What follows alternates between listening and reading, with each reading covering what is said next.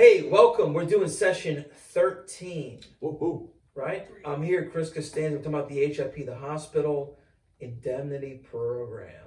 It's a program that keeps you indemnified from the hospital coming after your money, coming after your bills, coming after you. You know, there's nothing like a good bill to make you scared, right? And that's why we sell a hospital indemnity program. I'm here with Joey Sargent, the hitman. Right? Done a lot of HIPs this week. I'm looking at the books and he's done a lot of hips. They call me the hip man. Hip man. Oh He isn't the thigh master, he's the hip master. Oh, love it. Here with Timmy, the Medicare prof, Brownlee. Again, straight out of the deep south, Mississippi. Those colors they never run dry, do they? Huh? I never run, period. I have no clue what that means, but here we are. Okay? Timmy, tell us a little bit about when you sell a HIP plan, a hospital indemnity. Can you define indemnity for the people, the good people, and you know what that means?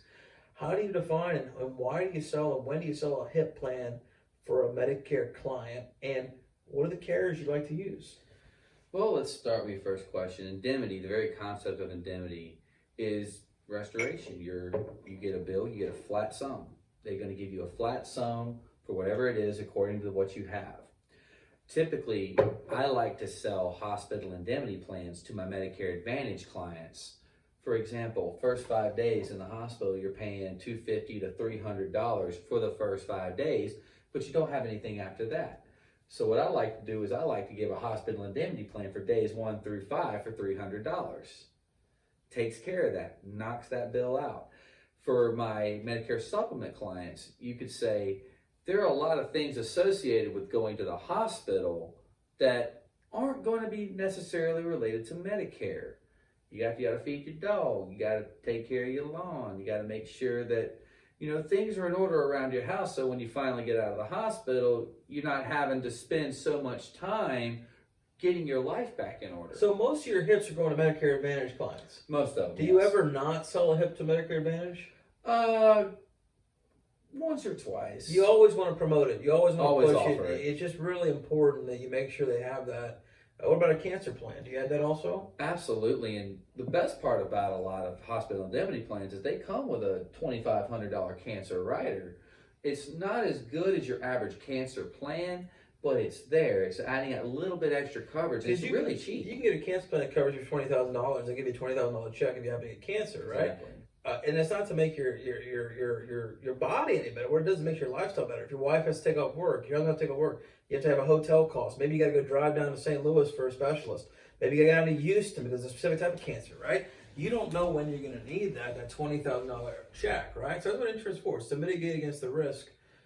Obviously, we hope for the best, but we want to mitigate against the risk of the worst. You have to mitigate against the risk of the worst. Have to do it. Mm-hmm. Okay, because somebody might debate planning for the worst. I'm not going to plan for the worst. I'm hoping.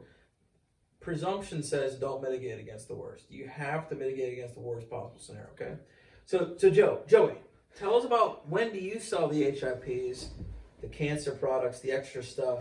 Obviously, we talked about the DVH. You do a lot of those. Almost every time you do a Medicare sub, you do a DVH, right? When do we do the HIP? HIP, I'm going to be offering that to anybody that might have any kind of hospital cost whatsoever, especially Medicare Advantage clients. Now, obviously, this is where the whole point of it is to say, hey, instead of you paying out of pocket when you go to the hospital, because every Medicare Advantage, like Timmy was saying, it has that first cost for those first 5 days. Let's get that covered for you. And I just tell them the logic. I just tell them the math. I said, hey, if you go to the hospital once in the next 5 years, this policy is guaranteed to make you money. Wow. Pays for itself. Wow. So, hey, guys, always offer the full meal selection, right? Don't just offer the appetizer menu or the dessert menu. Always present the whole menu and tell them why. Because they came to you for an experience. They came for you for the experience of, hey, when I have a problem, when I have a medical problem, I know I've got a guy that's looking after me. I know I've got a guy that's protecting me. I know I got a guy that's going to take care of me, right? So we're doing these videos to make sure that everybody on this team, the front office, the administration team, can understand what we're offering, how we're offering it, why we're offering it, so everybody understands our product selection. Because that's the most important thing, is that we make sure that our seniors have the highest quality of life possible, okay? That's why oftentimes I hear Tim doing at the end, hey, do you have your burial expenses covered? Okay, how do you have that covered? Right? We always offer the final expense at the end, the burial expenses. Hey, we're going to go into part 14 next, and we're going to talk about how do we, now that we kind of have an understanding of product selection, talk about cross-selling the products, how do we market for new money? Mm-hmm. Part 14 coming up next.